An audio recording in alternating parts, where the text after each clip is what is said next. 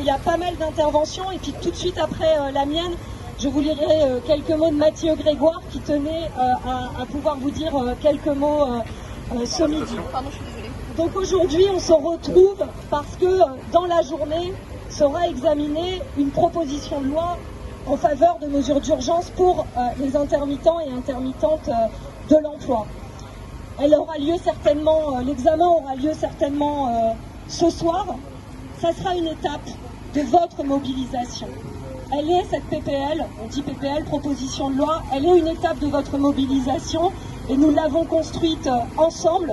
Vous, évidemment, les premières et premiers concernés, les syndicats qui vous accompagnent, des chercheurs aussi et des chercheuses qui accompagnent ce travail, et puis des parlementaires de différents groupes politiques. Et c'est, je crois, de ça que je suis le plus fier, que nous pouvons être fiers collectivement, c'est de cette construction commune. Alors, je ne vous le cache pas, et je crois que eh bien, vous le savez toutes et tous, malheureusement, il y a assez peu de chances que la majorité En Marche, cet après-midi, se réveille et se dise « Tiens, nous allons faire ce que nous n'avons pas fait depuis des mois.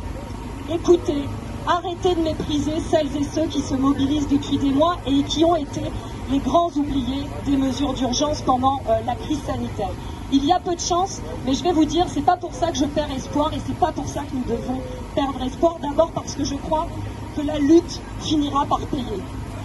On peut prendre, je crois, l'exemple sur les intermittents et intermittentes du spectacle qui ont pendant des années lutté et qui ont connu des luttes victorieuses, et je sais que vous êtes mobilisés avec eux et elles dans les théâtres occupés et que cela continue. De l'espoir aussi.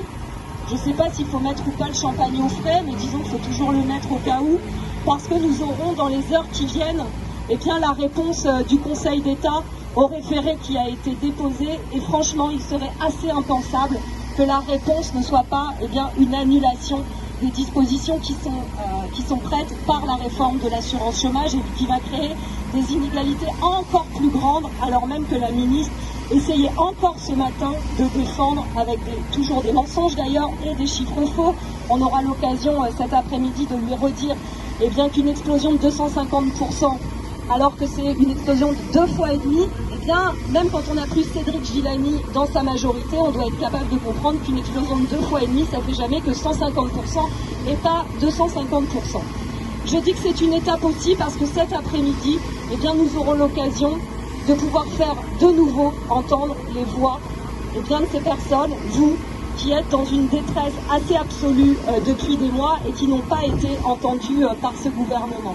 Ce sera aussi, je crois, l'occasion de pouvoir dire, de pouvoir dénoncer les mensonges, je le disais tout à l'heure, mais aussi de pouvoir dire que nous ne croyons pas et qu'il est impensable de croire à cette fameuse lutte, à cette fronde que voudraient mener la ministre et le gouvernement contre les contrats courts. Qui peut croire que ce gouvernement libéral, qui depuis des mois et des années s'attache à détricoter le code du travail, s'attache à flexibiliser le travail et à insécuriser les travailleurs, entendrait s'attaquer aux contrats courts? Cela est impensable, est évidemment faux, et la seule chose qu'ils veulent, c'est pouvoir défendre les intérêts des multinationales qu'ils vont continuer d'abreuver par le plan de relance et de faire des précaires des variables d'ajustement, mais tout ça, vous le savez. Alors je ne vais pas être plus longue parce qu'il y en a d'autres qui vont avoir à parler et qui ont plein de choses à dire. Je veux vous remercier pour cette mobilisation, vous dire qu'évidemment, nous irons jusqu'au bout avec vous, que c'est loin d'être fini et que moi je crois véritablement eh bien, que cette mobilisation, cette force que vous nous donnez, nous pouvons la mener à terme. Voilà, à présent, je vais passer aux quelques mots que Mathieu Grégoire souhaitait vous dire. J'y vais. Il y a 5 ans exactement, le 16 juin 2016, un décret paraissait au journal officiel. Ce décret, c'était la transcription par le gouvernement Valls de l'accord du 28 avril 2016 voulu par l'ensemble des coordinations et des organisations syndicales du spectacle. C'était une victoire suite à une bataille qui avait duré 13 ans. Cette victoire, elle a permis depuis à des milliers d'intermittents du spectacle de bénéficier d'une couverture chômage. Elle a fermé une parenthèse de 13 ans durant laquelle nombre d'entre eux étaient régulièrement exclus de toute indemnisation. Cette victoire des intermittents du spectacle il y a 5 ans prouve que la lutte paye, qu'il ne faut pas baisser les bras et que oui, c'est possible. Ce qui a été possible pour les intermittents du spectacle doit être possible pour l'ensemble des intermittents de l'emploi.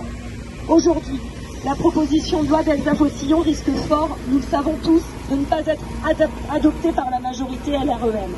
Elle risque de ne pas être adoptée alors ce qu'elle propose correspond dans son esprit à une autre proposition de loi déposée il y a quelques mois par M. Mbaye de La République En Marche, et qui est là et qui va pouvoir s'exprimer. Cette proposition de loi, elle comprend une aide d'urgence et elle comprend une annexe spécifique permettant simplement d'avoir un débat démocratique sur les adaptations nécessaires de règles de l'indemnisation du chômage à l'intermittence de l'emploi. Ces revendications sont modestes et pourtant, au lieu de droit, on vous sert un rapport qui était écrit d'avance dès la lettre de mission. Désolé Jean-François, mais c'est aussi ce que je pense.